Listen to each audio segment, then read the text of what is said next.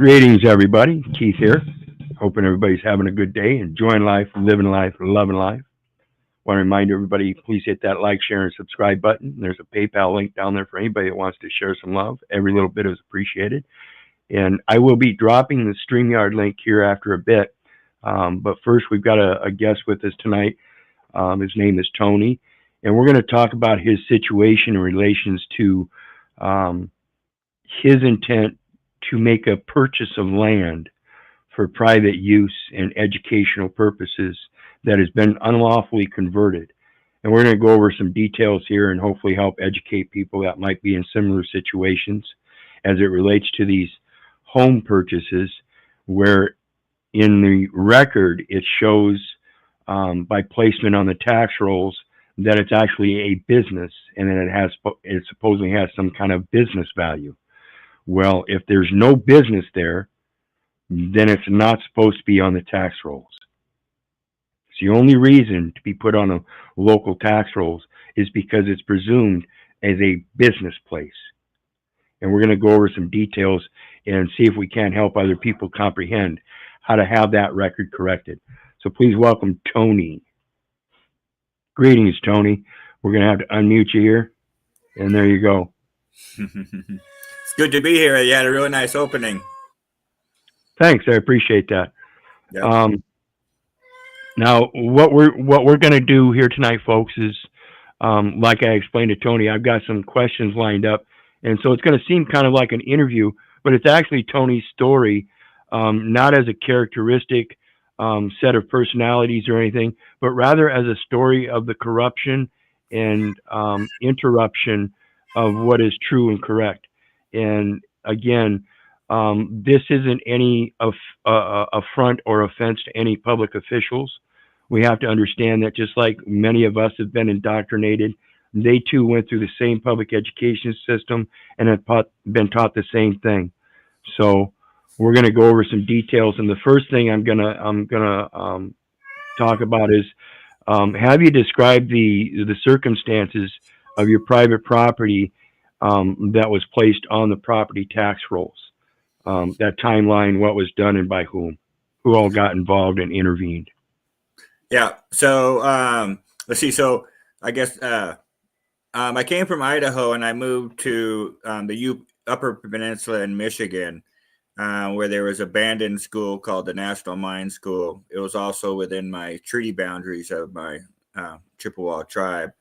And I bought the land in a land contract where I paid cash for the land. And then, so that was in February of 2020 when I first took possessions and started making improvements to the land, cleaning it up and whatnot.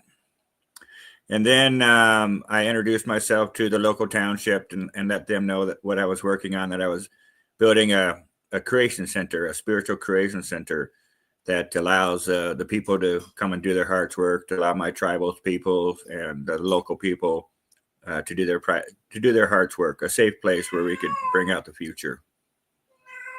Yeah, a private setting. Yep. Yeah. I was self-paying for it. We were doing everything grassroots and just, as we could. And the school had sat abandoned for about 25 years. It was on the third highest hill in Isperming, where Isperming means actually in heaven. That was kind of a cool surprise. And real quick here, I want to ask another question when it comes to the record.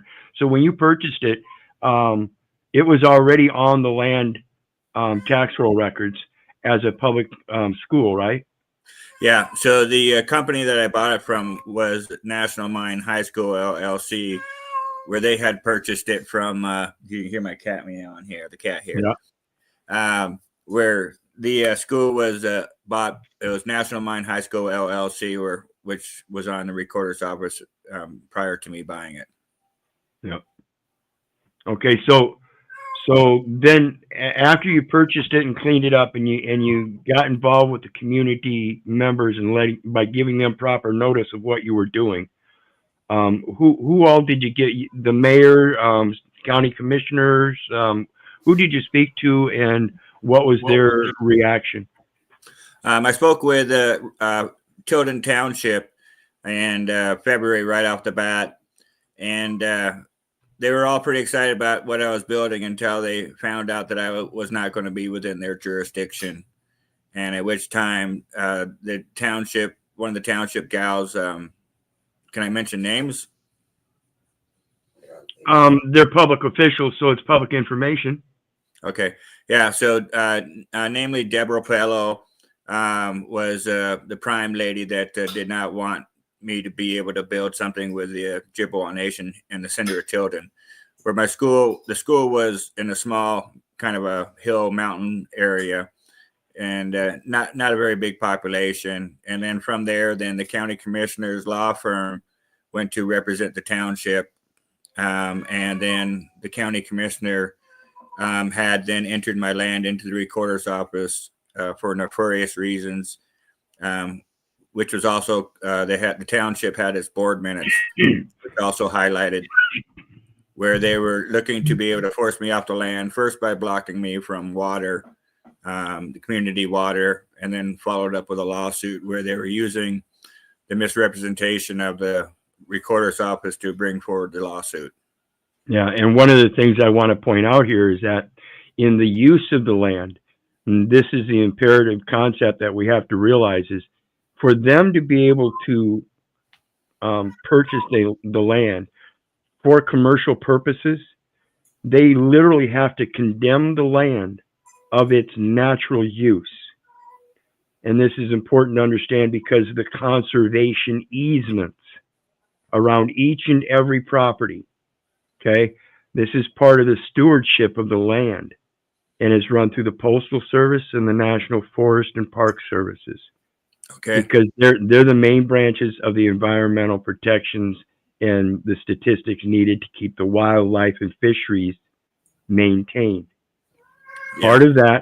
Part of that is our natural use and the ability to redeem the land, as the Christian scriptures say, by being that very steward for its natural use. So it's an opposing use, and they want to keep it maintained as a commercial use, but they don't have any business record saying that you're performing any business. Okay, and this is important to understand. That business record, as it relates to that tax roll, the assessment. My dad was a real estate assessor, and I call him oppressor, coincidentally, a real estate assessor, and he did so for the government. Those tax rolls, for them to be able to qualify in the assessment, it has to have a business value pursuant to an operating business and its forwarding statements as to projections of income and this and that. In other words, they have to have inventories and stock and manufacturers and suppliers and delivery agents and all this kind of stuff showing they're running some kind of business. That ain't so. Yeah, and it needs to be benefiting the people too, from my understanding as well. Correct, and that's what the education is. It's benefiting the people in its natural essence. The First Amendment, my freedom of expression, your right to know, and they, as public officials, have a duty and obligation, not only like I've been saying, listen, but as I explained to Tony here, the obligation to follow up and do something if there is something that is wrong. That is the real reason for government, is for the protection, not for the providing. Too many people believe the government is there for providing them and not protecting them. No, they're there for protection only. Yeah, and a lot of the protection too needs to come from themselves. So we need to be able to have them keeping themselves in harmony of the laws. Correct, and this is the ultimate view of responsibility on yourself. And I'm just only going to touch on this, the Second and Third Amendment, as it relates to the militia. You have all of the power because you are the people that delegated the power in the 10th Amendment to the United States and the states. Without you, that Constitution doesn't exist. Without you, there isn't a statement of protection. Why? Because you will stand and protect yourself without that. You don't need that Constitution to protect yourself, do you? Nope, nope. That comes from the higher laws. So let's get on to the next one then. With your, well, I guess we kind of already covered, got into it a little bit here, your communication with the local officials, and what is their particular response outside of the gal you mentioned? What about everybody else? Are they taking on that same view that you have no authority, you don't know what you're talking about, this and that? They're just not going to do anything about it. What's going on there? Yeah. So Any threats particularly? Okay. So let me. Yeah. So it went from the township to the county, and along the process, where they first started blocking me from water, I was reporting that to the township in writing that that was an error, and also to the deputy sheriffs, and then and also to the county, the civil council, and to risk management. I had communicated, and then to the recorder's office. And at the same time, I was also learning the laws as I was going, and so we were all but let's see. So most of the people saw what was happening was wrong, and then those folks, a lot of them are afraid to speak out, for retaliation will come against them, and or they would lose their job, their way to be able to feed their family. Where Yep, and that's the grip that indoctrination has. So we have to understand that a lot of these people do have good hearts, but they're now in a position, and this is why I say many people can't do what I did and just give everything up and go off to the mountains for a while. I didn't have anybody that depends upon me.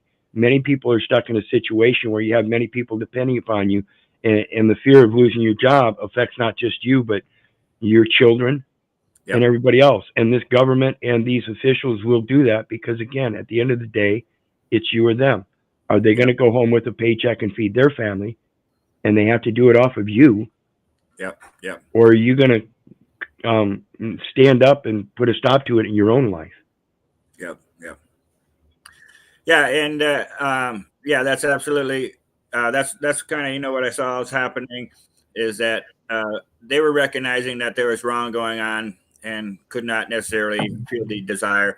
There was the primary people were all bar members that were pushing it in this area. So the civil council was the one that was threatening that if you didn't this or that, if I had someone drill a well on my land, that they would lose their license and they would go after them. It was the prosecutor office that was refusing to have communications. It was and that's again another one of those control mechanisms, saying that since they operate the regulations for those that are licensed to drill wells, they're going to intervene and prevent them from a private contract. Yeah. See, that's what that license does under that 14th Amendment. It puts you in contract with the certain entities, and now you are in You're what one do of they their call that? persons. Well, you have some kind of duty to serve. yeah, it's like you have a contract with us, and we have certain rights in the material, so you can't go out and contract again with somebody else involved in it. So they're taking the drilling rights in that contract and saying that's their rights, and we're going to license you to do it as our employee. Right. So and that's what the license does. So now their employee can't go out and work for somebody else. It's and yeah, that's right. It's very restrictive and using where it's not. It's not correct. Yep. Not correct. So in that, like I've expressed, do you believe that First Amendment right to petition the government for redress of grievances has been violated? Absolutely. Yeah. So the sheriff. So one of the other things too is I learned along the process that the county is a corporate structure, and being a corporate structure, it has certain hierarchies where a lot of people might not realize, where the sheriff is the CEO of the corporate structure, and then the county commissioner is the board. And so the sheriff had accidentally sent me an email where he was communicating as conspire with someone else and putting a little plan together of how do we stop Tony from being able to report this to Jen, who was the deputy sheriff. And so there was definitely a conspiracy. I don't know what the right word is. Definitely communications on them violating my right to redress. Yeah, and you got that email? So all of my stuff was my computers and stuff were all taken during an illegal eviction, which happened. I think they filed first. They filed a water lawsuit to have me destroy the well. Then they did it a second time, and then the sheriff's deputies went to try to sell my land, and then also there was a lawsuit from National Mine High School LLC. All of the suits minus the sheriff's sale were represented by the county commissioner's law firm, which is also another bar violation. Right. And this is one of those foundational elements of that First Amendment violation that we're talking about, because not only did they evict him, but the loss of all that property, that's technically by means of the way they did that, which was unlawful. Again, this is not due process. And they're failing to listen to him. And then they turned around and evicted him and took all of his property. That's tampering with evidence. That's tampering with a witness. That's treason. Again, understand these are not charges that we're looking at. Those are just charges that they could be charged under according to their own regulatory authorities. We're not pushing this. We're trying to work in equity. And again, it's a matter, they've been indoctrinated, so we have to understand, we have to look at it from that point, say, okay, we must forgive them. That's it. You don't always want to forgive them, but it's hard. It's hard. Yeah, it's hard, and the truth is hard, and that type of stuff.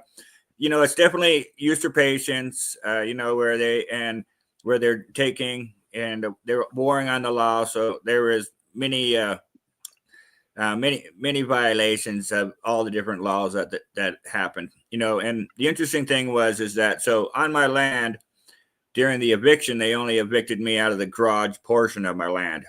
So because I had I had initiated a 911 white collar crime, and to report the issue with the deputy sheriff, it was David DeRocher, and I reported it first to him and his bosses. I was reporting the civil counsel, Wendy Olson, and William Nordine, the county commissioner, and Matt Weiss, the prosecutor at that time in Marquette County, and so then David was caught in a tough place, because those are his bosses that I was reporting. And this was December 21st around 2023. So I'd been there just finishing up 2 years, starting my third year, I guess. And then the eviction of the garage happened about a month and a half after that. About a month and a half after that, after we reconnected after the New Year's. And where he was contacted, says, hey, they want me to evict you today. And so we were able to hold the eviction off with Captain Steve Kangas. And those guys were pretty good guys. And, I knew that they were caught in a hard spot. And but they ended up evicting me out of the garage portion. And yeah, there was a whole shitload of deputies. I think there was Secret Service involved. They blocked off the roads from people accessing it. And but luckily I wasn't there. We passed each other crossing in the road. And that's one thing I wanted to point out in the eviction, so people understand, is he lost his property because he wasn't there, and they evicted him and took it without him being there. They just broke in and took it. They had me follow them back. I think it was much worse. I think it was, from my point of view, they were looking to make me stop breathing. And they had pre-called 911 to have them stand down. There was a force in there that was controlling them that was not at all wanting me to continue. And then later that night, the county commissioner was caught and removed out of the garage portion with a gun, reviewing the paperwork we had on the table that we're getting ready to file against them. So it was a pretty horrific ordeal.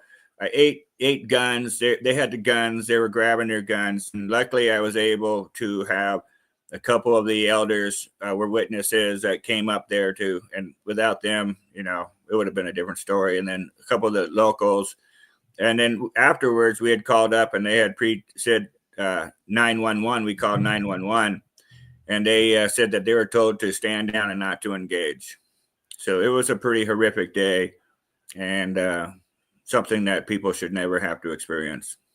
Yeah, and that's the tyranny of government that we shouldn't let go, because we understand, again, the forgiveness aspect, but now you understand why it's so hard to forgive them, because this is torturous and it is done with incentive for monetary gain, political positioning, power, control, and it's all part of a huge popularity contest that these people have been indoctrinated into, and they've lost their spirit and their soul. And we have to start learning how to treat them like that at a certain point. So when we come at them at the beginning and we give them certain notices and knowledge and they don't listen, that's why the Second Amendment's there. Yep. Yep. To throw off a despotic government, if need be. Yep. Yep. Yeah. And you know, I think that within the Michigan laws, you have the top laws that says the power, the political power all presides in the people.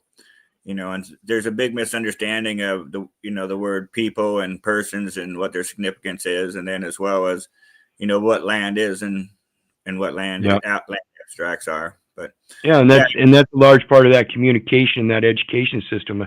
See, people, that's the indoctrination, is the language. And like I've said here recently, once I dove into it and started doing my deep research in the etymology and the etiology, epistemology, and getting back into the thesaurus and the dictionaries and all that, I realized the language as it is so beautiful, because you can form it in such a way to express anything you want. And so long as you can coin your words, you should be speaking. But if you can't put value in your words, then you should just purse your lips. So in that, in trying to coin your words with these people, what kind of communications have you put forth?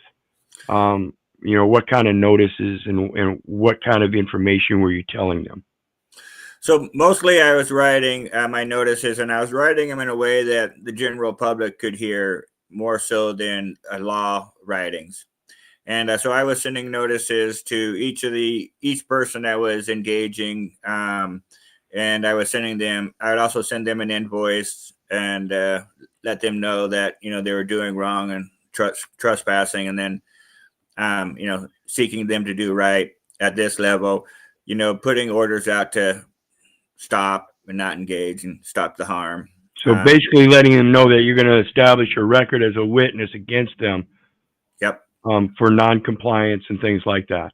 Yeah. And to let them know not to continue, you know, here's your invoice. It's going to be more, you know, the more you go, I'm going to keep invoicing you, so you know that it's real.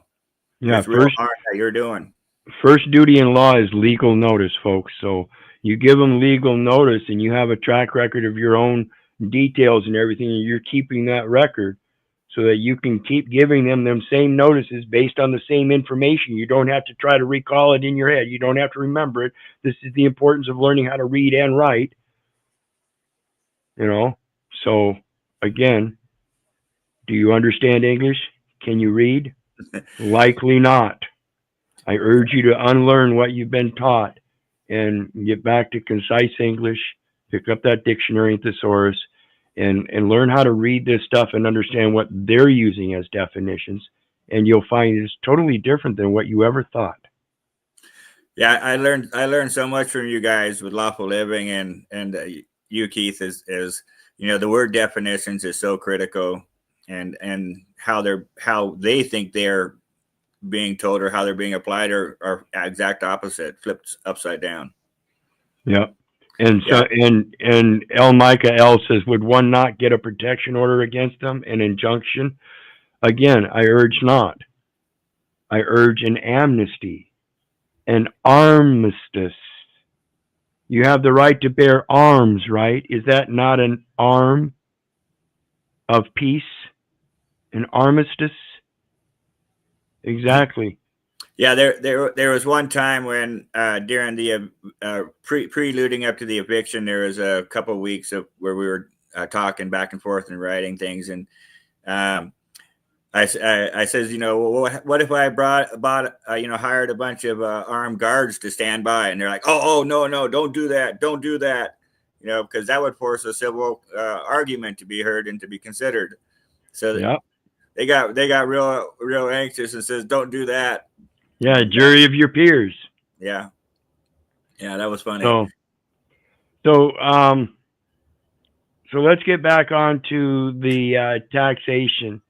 Um, and like I expressed, there's no business value, so it was put on the tax rolls in error. What is? Have you mentioned that to them, and what is their response to that? So I had, when I found out that my land was entered into the recorder's office. First of all, I didn't enter it in myself, and when I bought it in a land contract, there would only be two receipts: my copy and National Mine High School LLC. Well, the other copy was entered into the recorder's office, and it was done in secret. And so when I figured it out, then I had contacted the civil council to have my land removed off the recorder's office.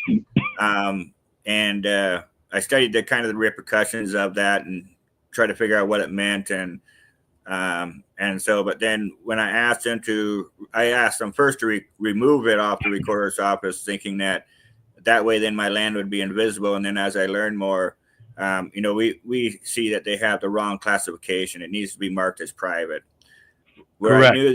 Where I knew that the other land around would be private, but where I was thinking is because my land, me being standing as an Ojibwa or Chippewa in this stance, is that my land would be considered the Ojibwa Nation's land. And so that's why I didn't enter my sale into the recorder's office. Not exactly knowing what I did it. I kind of did it, I think, on purpose, accidentally. But now that I learned more, it's actually the classification that is the key part. Correct. Yeah. That's why I said it's necessary to put it in there so that they can locate it if there's ever any issue with it. But it's just classified wrong. Correct. Right. In case you have an emergency, for them to be a benefit to you. Correct. And then in regards to, well, I know you quite well here. We've been involved in lawful living and Malik adults for quite some time through even Facebook. And what have you used for sources as far as the information leading to what you've been putting out? Have you approached any attorneys and asked them about this stuff to see what they think? What has the county attorney said in their efforts? City council? What have you gotten as information resources? So let me start with so there was an Indigenous Bar Association that was created up in Canada with my tribe. Half of my tribe's in Canada and half of it's in United States.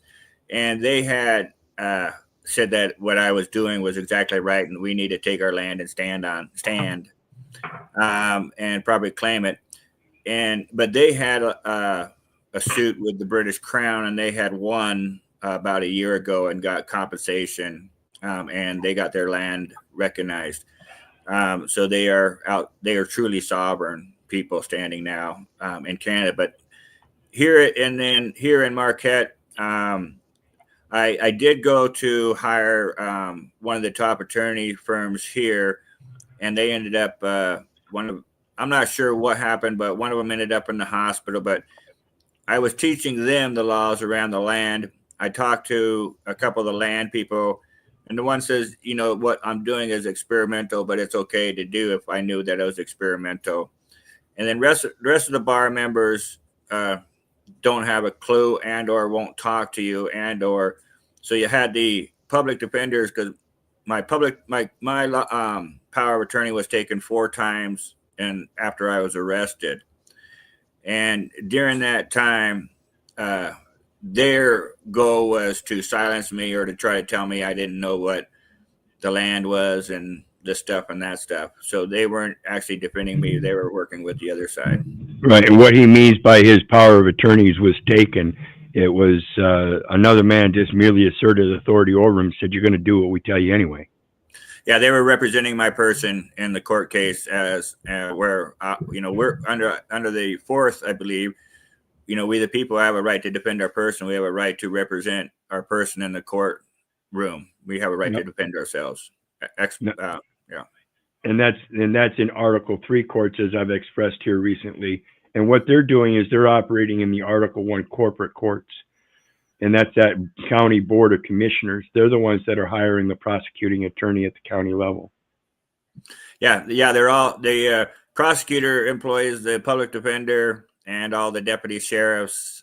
And so it goes from the sheriff, the county commissioners to the sheriff, and then you have the prosecutor, but the county commissioner sets their salary. And but it's all even when I was in jail, they were charging me to go to jail, and I had to pay them. And then they have all the expenses are double the prices, and you can't buy the food out elsewhere. It's all locked in there. And then the whole system is a big money racket scam, feeding it and getting bigger and bigger. Where well, they call it the court registry investment system. It's an investment system for the Article 1 administrative courts, which are corporate. Obviously, they have to use them for investments. Yeah. But once you understand this and the difference between that and Article 3 courts, you'll never step foot in them again until you have a properly organized corporate entity. Yeah, that's right. If you're not, and then the other thing too is that it's interesting is as the bond you have to pay in cash. They won't take a credit card or a check. You have to pay them cash, just like if you were buying weed. Did you know a promissory note or bill of exchange is to be treated as cash? Suckers. Yeah. Tell me you got to pay for anything anymore. Tell me it isn't a credit system. I'll beg to differ. I'm telling people they've been doing it wrong, and just because I'm some dumb hick from the hills on the Mississippi doesn't mean I don't know what I'm talking about. I urge people again, learn how to read what they're writing, and understand that you got it all backwards. Yeah. There's the one law firm that had just put out their manifesto of what they just learned that said it was the most important stuff they'd ever written, and just came out the last week about the difference between person and people and citizens and residents. So I think it's become more and more people are becoming. And Keith, you're a big push in the lead for waking everybody up. We really appreciate the work you do. Absolutely, all glory goes to him. Yeah. Yes, and Tribe says, fun fact, judgments are property. Yes, they've got that name on it. It's a tradeware name that needs a trademark. And then Micah Al says, confused, I thought protection order injunction was an equitable action or to combat versus armistice being an admiralty maritime action. Well, the armistice is done through equity under the common law because you have a right to bear arms. So if they want you to be able to have a bearing arms and become involved in that war as part of the militia, they damn well better accept an armistice. Otherwise, they have to leave the presumption that you may or may not be an enemy. Telling you. It's some tricked up stuff. And again, folks, even though I assert this stuff heavily, if you've got something that contradicts with that, remember, equity imputes an intent to fulfill an obligation.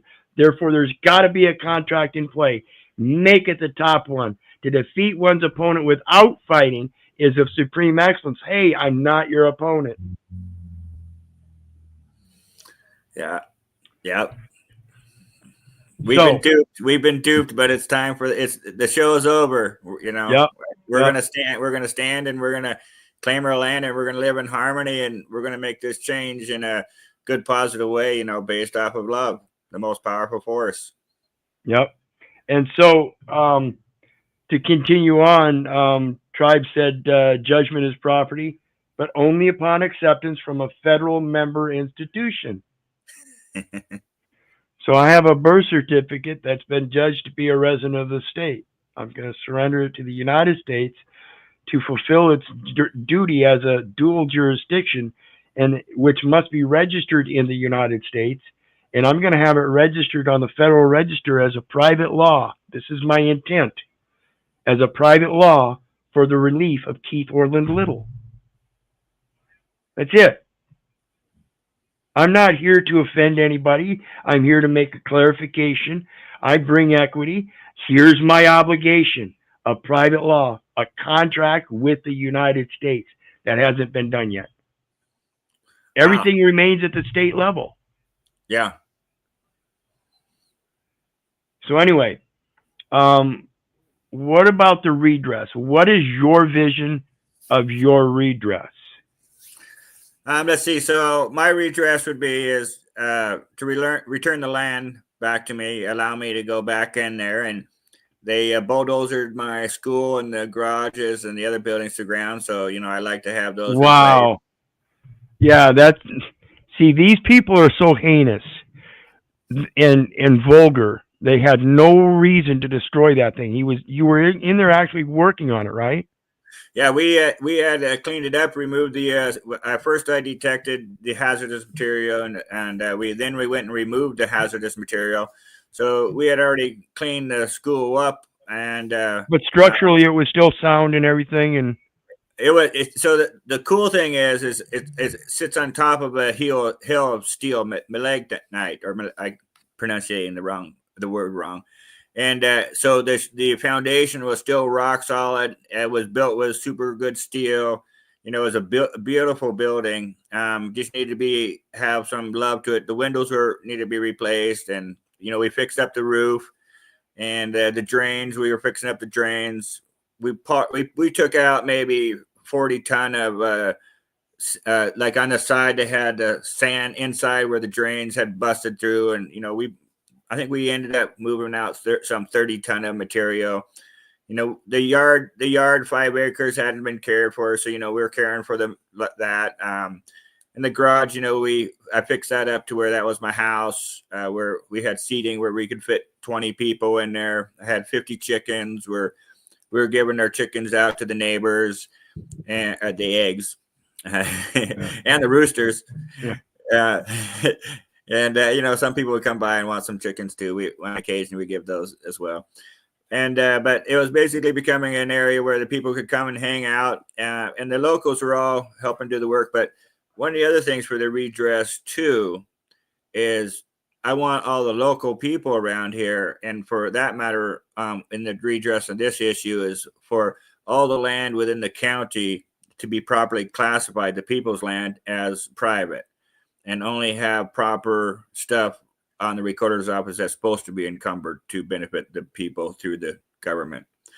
So that is a key aspect, so that we want this to be a win for all the people in the world, starting right. with, I have, some favoritism towards my tribal nations and also I'm French, Irish, German, and Chippewa, I'm 100% of all in my mind. So I want it to be good for all the American people, and all the good people. We love them all. Absolutely. Absolutely. And so there you have it, folks. We've got a lot of people in the same type of situations, that they're losing their homes and their lands because the misappropriation of the data elements and its intended uses and stuff like that. And so when we get back to our natural lives and we understand that we have a beneficial use of the land naturally that nobody can take away from us. It's a divine gift. And understand how this commercial system works in its condemnation of the land and its natural use for commercial purposes, and our ability to redeem the lands.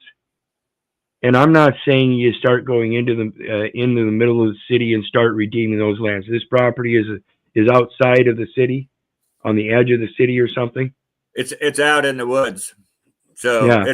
It's nowhere near a city. It's maybe 20 miles from the city. Right. And So it's a matter it's a matter of getting back to your nature as well.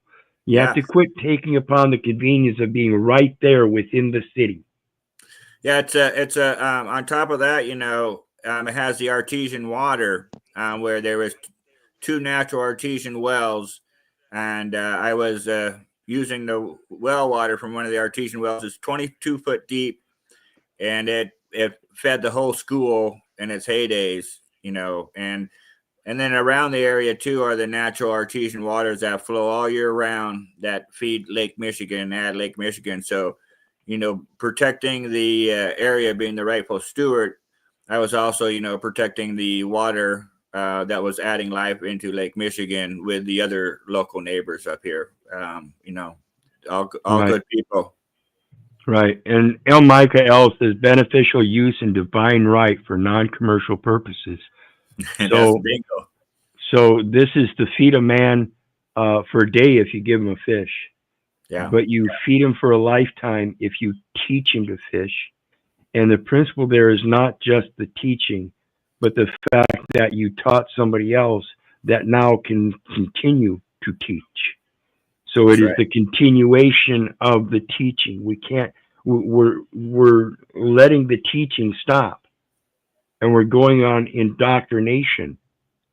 People aren't stepping out of the bounds of the indoctrination and finding out their natural uses and purposes and how it's delegated through these different words that they're using, calling themselves resident and United States citizen. Yeah, yeah. If you are a United States citizen, then what about your American citizenship? Oh, they're the same thing. No, they're not. They are distinctly different. One is just solely just sanguine, as flesh and blood, living men and women and children. We are born of the soil. We breathe the air. We are living souls. The others are the persons, the men and women. Those are nouns. God formed man of the dust of the ground, and when he breathed the breath of life into his nostrils, man became a living soul. Man is a noun, living soul is an adjective. Learn how to come out of the nouns and quit letting people call you names. You are not the name. You will never be the name. Just like you will never be the resident, you will never be the United States citizen. It's pretty deep. That's pretty deep. I love it. That language is a bitch, but like I said, once you learn it and understand how it twists and curves, you can wrap these people right up with all kinds of stuff that they throw out themselves. It's Yeah. like people give me shit because I explain to them how the credit system works for me, and they try saying I'm living off the state.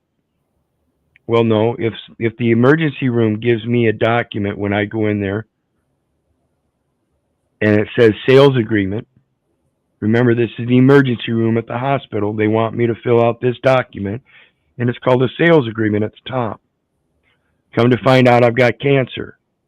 Okay? On the back of that, it has a nice little statement. It says the customer agrees to make third party payments. This isn't verbatim, but in a common sense phrase, it says the customer agrees to make third party payment for products and services so long as it's understood that credit is given to the customer's account. Yeah, they're making us pay for what they're supposed to pay for. It's all And credit. It's all credit. It's just a matter of transferring credits. the imaginary credit.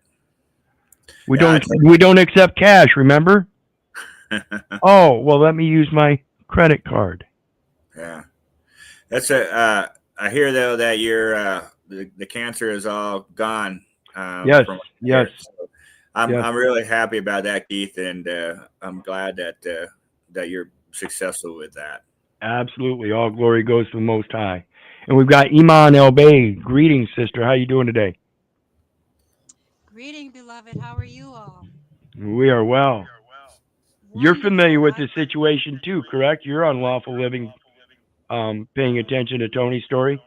Well, not only that, beloved, it seems like what Tony has mentioned is actually identical to myself because in the purchase of my land, it was purchased cash. and it was purchased from an indigenous man, and he was also, I believe he said he was Cherokee or from one of those things. But one of the things is, brother, if you have an animal or some sort buried on the land, that becomes literally a cemetery. And so that is protected under Heritage. the, yes, exactly, the Heritage Code. And that is a protection of the land, and they cannot remove that from you. And it's That's what people talk about with buying land and doing that with their family members, burying their family members in their own little private plot. You have that every is right to do that.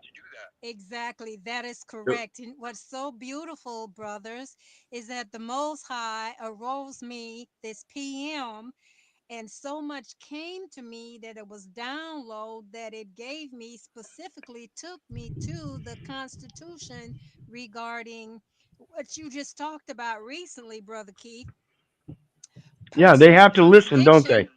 they? Right, personal jurisdiction and subject matter jurisdiction, and it shows how it's really tied in. And I talked to a brother early, and I was just giving him all this information, and he was like in awe. And it took me directly to the case Pena versus Neff, which has to do regarding a tract of land. And that's what you talk about, Brother Keith, is about that easement. That easement is the piece of concrete that they put on the ground leading up to your doorway, where the post box is literally that unit you talked about with the number that's assigned from the post office. Right. United persons. Person Yes, yes. unit what is it? Units of persons. There's a volume issue. I don't know if you have it on your side, but um I was She's wondering if always she's always No, weak on the volume. yeah, I'm okay. always weak on the volume because the spirit comes through me. It's not literally me, it's the spirit of the Most High. And everything that's been given to me is given to me walking in the light that I have been walking at. So it's all love, brother. And, just listen attentively, because Brother Keith, myself, and yourself, and we're all living through the soil, and we're which is what the soil is solely, and we're living sanguinely through the blood, and that's sanguinal blood, the bloodlines. Correct. And that's that heritage we were just speaking about. Now El Micah L says the state system being vice, aka commerce, is subject should be subject slash subservient to the righteous man, virtue and equity, which equity, Yahweh, permeates without a contract and inside a contract throughout. In other words, equity exists without law, and law can't exist without equity. This is why they say the statutes are equitable, because you can get remedy through equity by using a similar language. You just have to Exactly. correct your capacity within that statute, and that statute is a relative to the person, not yourself. Exactly, brother, because the thing is, just like it says, a complete diversity requirement is not mandated by the Constitution or by the plain text in Section 1332A as an alpha. And as we see this, everything, that's why when we come into the courts that they had us coming into prior in common law, we were coming in, they were seeing us as the enemy of the state. So now we come in equity.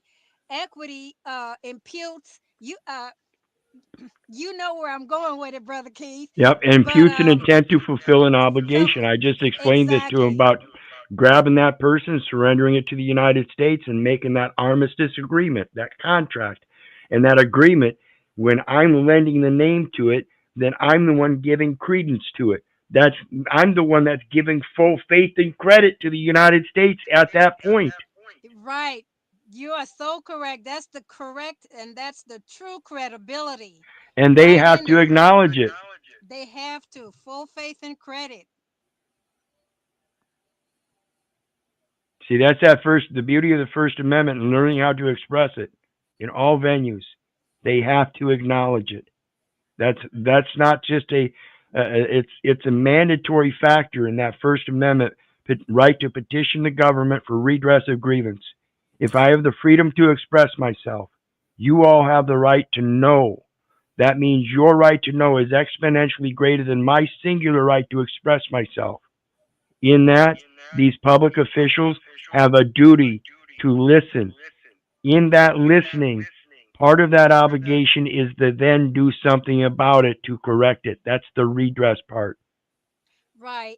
And that is where in Strawbridge versus Curtis, each plaintiff has to be diverse to each defendant. It's all about interpretation. Yes, as I see it is, when we bring forward a civil argument, that has to be heard and considered before any other action can happen or any harm can come forward. So, when they don't listen, as you guys are bringing up, and just go to act, that's a violation right there of equity. Right. And when we're talking to these officials, again, Matthew 18, verse 15, if you have aught with your brother, go to him in private. If he listens to you, then you have gained your brother. So that means if he's not listening to me, yep, maybe because he's not my brother. So maybe I should send him something to let him know, hey, it's me, brother. Oh, yeah. Yeah. Very simple. Yeah, one of the things that was interesting is when I was in the courtroom with the judge, I go to the judge, I want you to be the best possible judge you can be. And he's like, what? I go, I want you to be the best possible judge you can be. And that kind of shook him off a little bit. But then also, I want him to be a chancellor. And then also, I said that, the issue that's coming up against my land is also coming up against yours and your families, and so it's, but they're caught. Yeah, funny how that works. Even the judge's own land is under the same presumption that he's performing business on that property. Yeah. So his ruling, them not knowing or ruling against us, is ruling against his own family, and that's not a form of love. And I like the Matthew 22:36-40, and then I like the transcending laws, as equity is transcending. So those opened up my eyes a lot, that, hey, these top laws have to be in every court order. Otherwise that order doesn't have lawful standing. That's a quick way to double check is, hey, is this order lawful? Well, does it carry the top two laws? We're supposed to love the creator, God, the angels, Elohim, and for me, spirit guides, and you're supposed to love ourselves and our neighbors, as ourselves. And it's all about the force of love, which is the strongest, most powerful force there is. Maybe we can say that's God. Yes, indeed. And that's why we're set apart. And we're set apart, just like it says in Jeremiah 1, verse 5, that we have been put, ordained, and established the nation, and we're out here. We're supposed to be speaking. We're supposed to be roaring the truth. Yep, that's Jeremiah 1:5. Before I formed thee in the belly, I knew thee. See, that's the first contract, the first arrangement, the first agreement. He communicated to you first, before he formed you in the belly. Then, before thou was cast forth from the womb, I sanctified thee, and I ordained thee a prophet unto the nations. Yes, So why are we taking upon this nationality? Isn't that transcending? Isn't that a downgrading? Yes, denoting. because in John 1,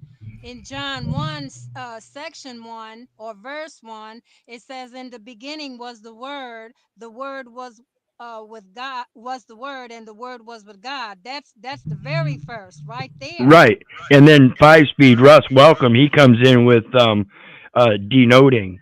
That's 1 U.S.C. 1.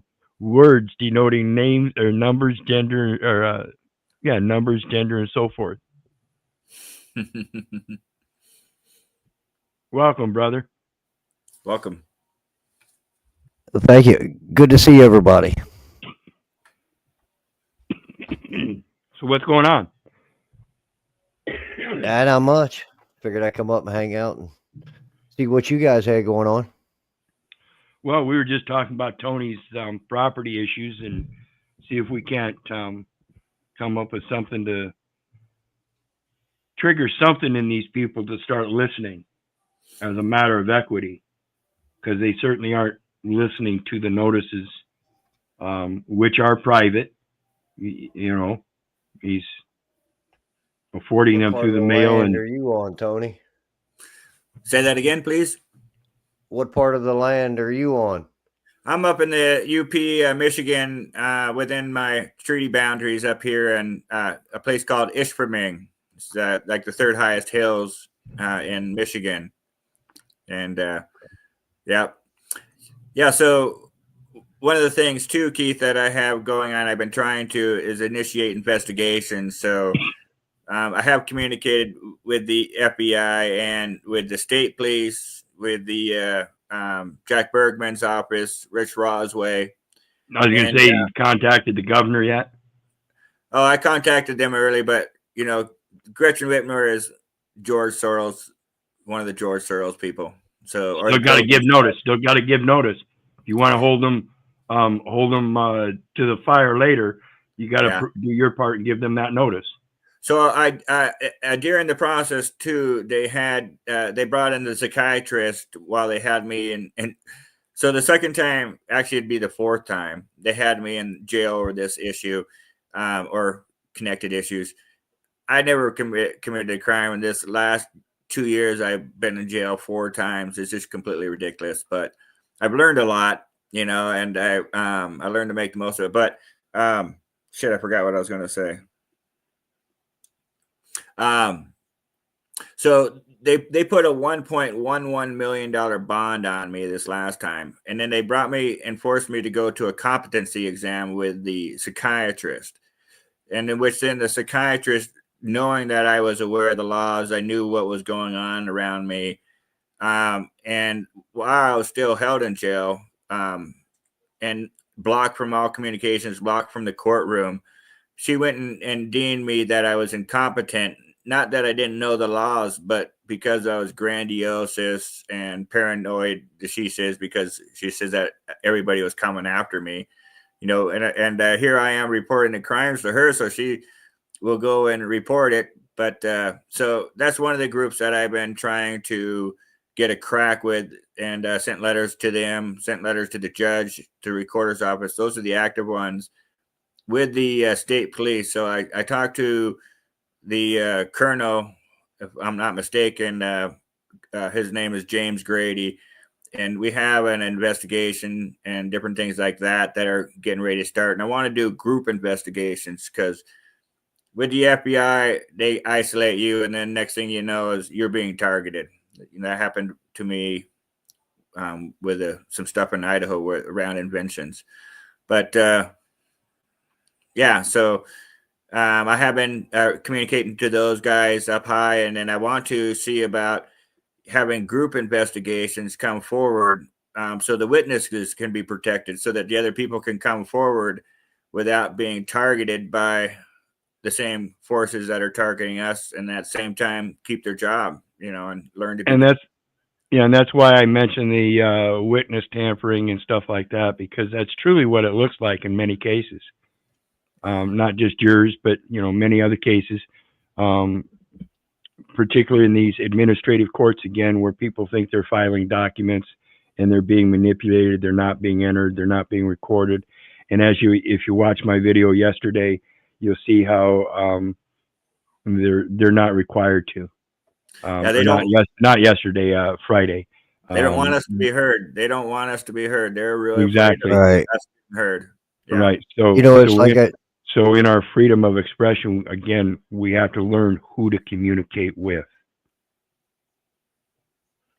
Yep. Go ahead. As I was sharing with you earlier today on the phone, Keith, it would seem why these public officials. I mean, just for me, I go obviously. I go to the spiritual foundation and the whole biblical public law 97-280, all of that shit. These public officials are supposed to be acting in good faith. Yeah. Well, we can With prove that already outside of scriptures. with So hands. that starts in the community because of that. Remember what I was saying? How county, when I was reading some of those old documents, the U.N.T.Y was in brackets, Yep. and the Yep. That's county what is the business side of things. But now we got that city in there, and that administration would seem to bring the I over into that county and that U.N.T.Y in brackets and create that unity by the people in the community, obviously involved what goes on in the community. And the books yeah, are and that's balanced right yeah, there, I yeah, believe. and that's that unit of persons that we were talking about just a bit ago. And what Russ is talking about is the grammar style that we see on certain documents, and how they put brackets around certain portions of words, and how you can see the minute changes between the different terms that they use and stuff. And it's all part of the education programming. Like I said, if you don't catch that stuff and learn what it's about, they're going to keep using it against you, because you just presume that you understand English and you never really question what's before you, even though it's not English. You think it is. Right. And it's interesting that CO obviously could mean company, right?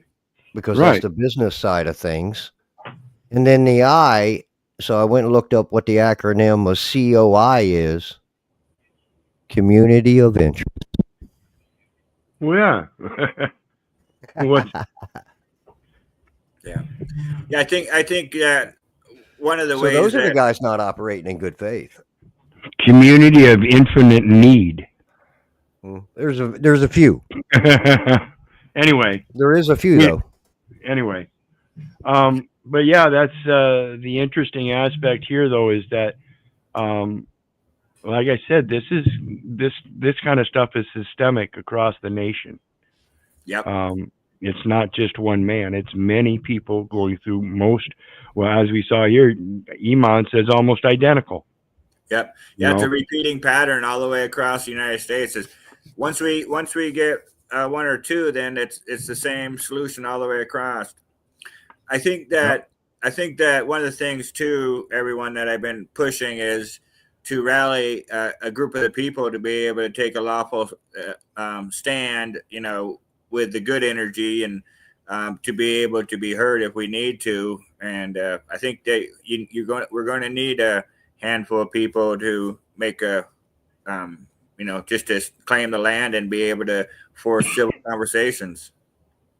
Yes, and I just for generalization, I'm speaking to the American audience, but yes, we are on the international platform, and it does go across the world. This is systemic around the world. People are just not interested in learning this stuff so they can protect themselves, like we spoke of earlier. The government is merely as a protectorate, and the people should be able to provide. But we're finding that because we've been dependent upon somebody else providing for us all this time, we're having to defend ourselves and protect ourselves against them now, because we no longer want them providing for us, and they won't accept it. Yeah. I was just like, leave me alone. Let me build. Let me create. Stay out Exactly. of my. Yeah. Yep. Instead, they're like, pay us, pay us, pay us. And it's like, I'm not your person. Well, the thing I see is if we can determine who those actors are in good faith in the community, why should that continue to be allowed? Number one. I mean, if people knew this in the community, I think a lot of people are good people. I think Most people obviously are good people. psychologically they've been twisted. Well, that's what we're going over now is, it's up to the people to start learning how to come forth with the remedies and teaching both, because these people don't want to listen to it, and they don't have a remedy for it. they're indoctrinated. So it takes education to teach them first. Yeah, and yet we have to be able to create a space to be able to allow the change to happen as well. So I think that that's important too, is because it doesn't do any. And I'm talking about the good people. The bad people, they need to be removed. And Absolutely, yeah. Sometimes it- God has it. I'll share a quick story. Is that the top county commissioner? He threatened me that I'm going to get yours, and I wrote in one of the. I kind of was turning my case into a story, and then kind of putting out some of the books, and they really weren't books because my writing was so bad, and it was kind of more just the cases. But I called him out, and I think it was within 24 hours of reading it, he died. So I was happy about that. Wow. But the bad guys, we don't have any place in our world for the bad energies and people that are harming people. But errors are errors, and we make mistakes, and we all need to learn from this. But it's it's good time for all of us to start to be truthful and learning, because we all making mistakes, and I've made my share. Oh yeah, me too. And that's the part about the forgiveness thing. That's what we have to understand. I didn't really start putting my efforts into it full fledged until I was 50 years old. But I'd already accomplished a few things in my life through general research for other topics. And then when I was about 50 years old, I decided I'm done. I'm going to put my foot down, and I'm done with all these different people saying they have authority over me. My mom looked at me and said, "Keith, the police have authority over you." Now, I don't understand this when I was brought up and raised to believe in God. That's when I had my real question with Christianity and said, I'm done with that too. Yeah. And it's like, how can we be free, but then someone can tell us what to do? How those two don't go hand in hand. Yeah, it just doesn't make sense. Yeah. So, well, I think if we get back at the business at hand, the finances of God's house, I think that's stewardship. Exactly. So once we get back to the business at hand, and all of that business has to be done in good faith through the Office of Management and Budget, through the contract and the service of that contract that was provided. Yep. We will start to unleash creativity, a lot of things in good faith. Yeah, and we moved to silver and gold versus the Federal Reserve notes. So that you can use whatever fake denomination. What would you need with a financial system if you had everything? This is true. You don't need silver and gold then, especially if you're good with alchemy. You don't need that. You just create what you want.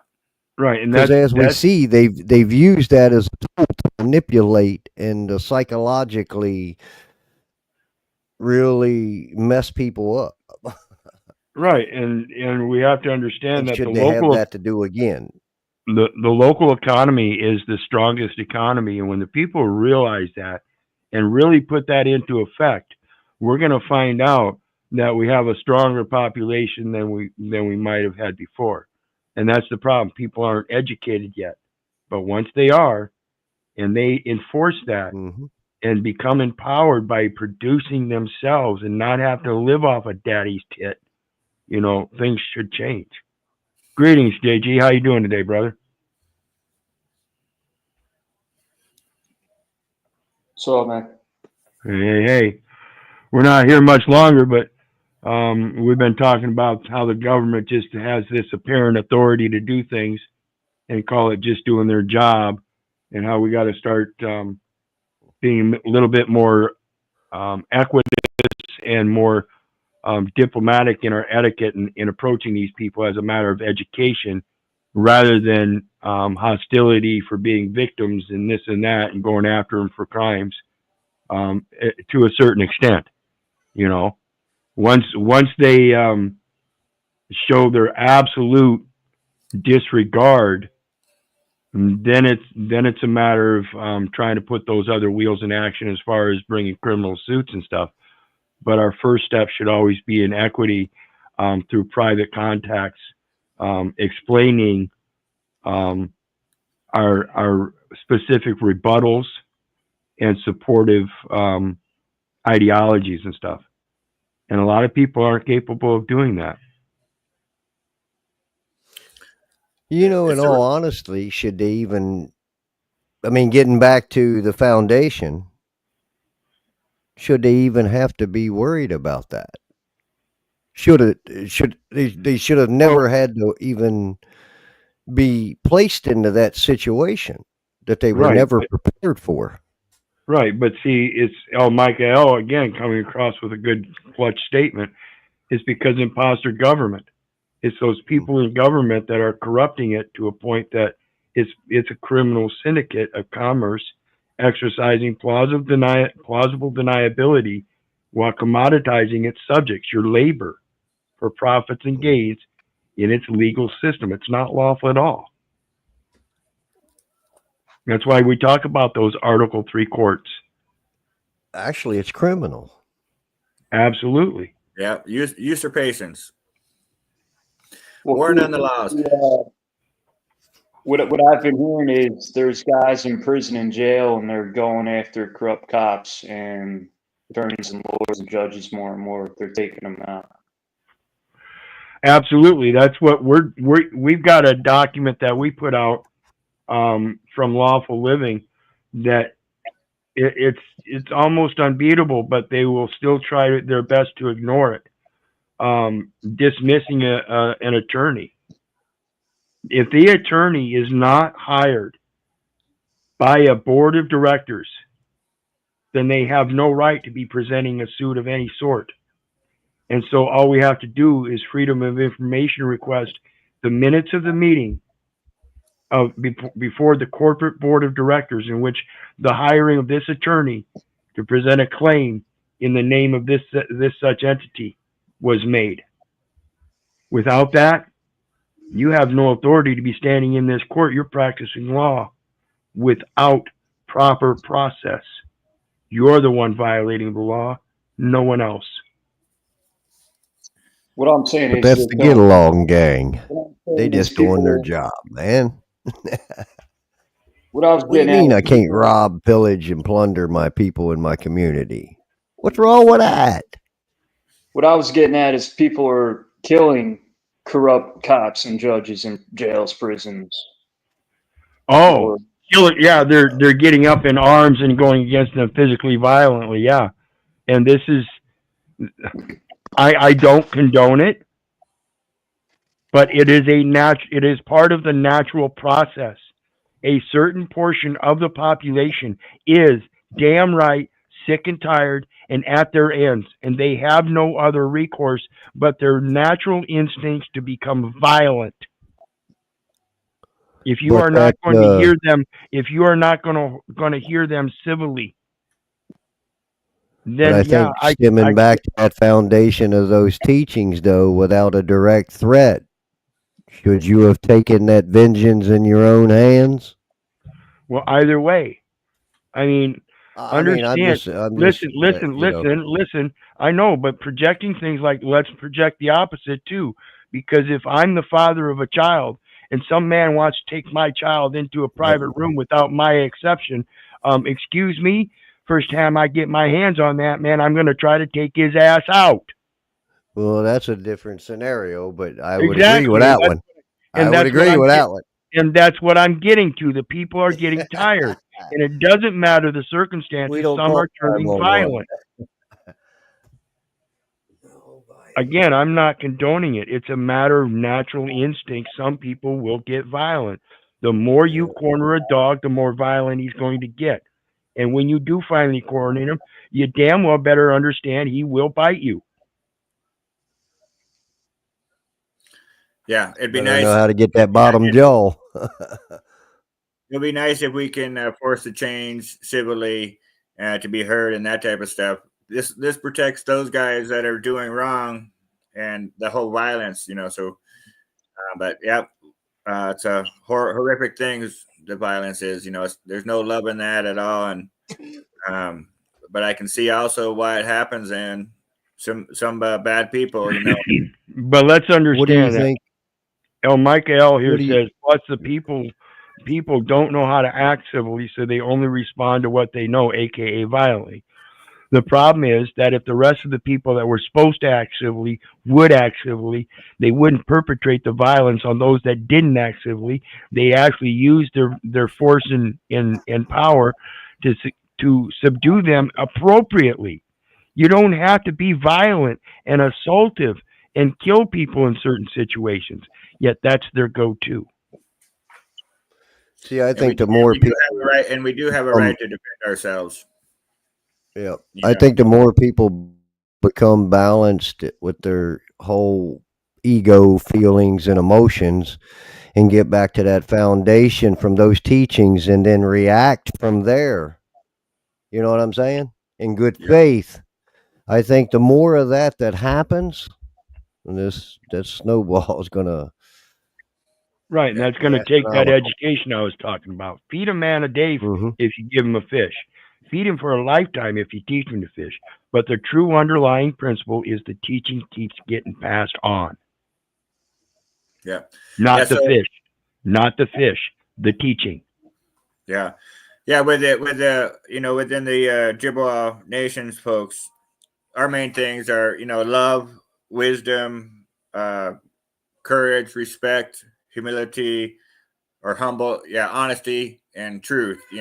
So I see those as forces, and we want to change the world using those forces to make the change. But we do have to, I think, stand as a group of people and make some stand to force that, and then to be able to have the parties that are culprit, they need to be tried for treason, whatever, and have them be removed lawfully.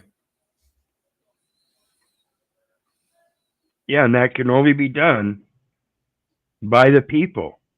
Yeah, So when these other political party participants are claiming they're going to impeach somebody for this or that, what they're doing is they're just cutting their contract. yeah, People hang people for treason. It has nothing to do with the person. it's tough. That's tough. And Well, I and think at some point, the closer people get to that foundation, I mean, whatever God is to them, I believe the closer they get to that foundation, the less bullshit they're going to take. yeah, and I think that the lesson can be learned quickly too. And the thing is, that's the wonderful thing is, after we become free like we're supposed to, and we will create such amazing things. We'll bring forth such a beautiful world, Oh yeah. and I think that people start seeing that the freedom is what makes us so great. And without that, we can't produce, and then things can get violent, and we want to resist that. We want to see the future, but the Creator has its path that it's taken us on, and it's a hell of a roller coaster right now. So I got some of the law stuff that I'm working on too is I got a letter, not a letter, but judicial notice to remove a judge to file a complaint against one of the judges. And the other time too is I recognize, when I'm sending in bar complaints, the Bar Association, I would like to put a complaint against all of them. So I also have some communications going on, trying to communicate with the Attorney General. And so I think that, you get a crack in one of those areas, and that can help, move everybody to becoming in harmony of the law. And that's again, you know, um, it's interesting to realize that though the people have a right to know, they also have a duty to listen. It's just that they don't actually Yes, have they to. do. They don't actually have to, because that would just be taking up too much responsibility. Plus, it's a First Amendment, so let the government take care of it. That's what they're supposed to do, right? We, the people, are ultimate responsibility. Absolutely. And most people will never understand that. Yeah, it's our responsibility to preserve our world for our future generations and for the past generations. Yeah. Well, anyway, folks, I want to let everybody know I appreciate our discussion here today. Certainly appreciate Tony. Maybe he'll come back and we'll talk some more as things progress with his story. Absolutely.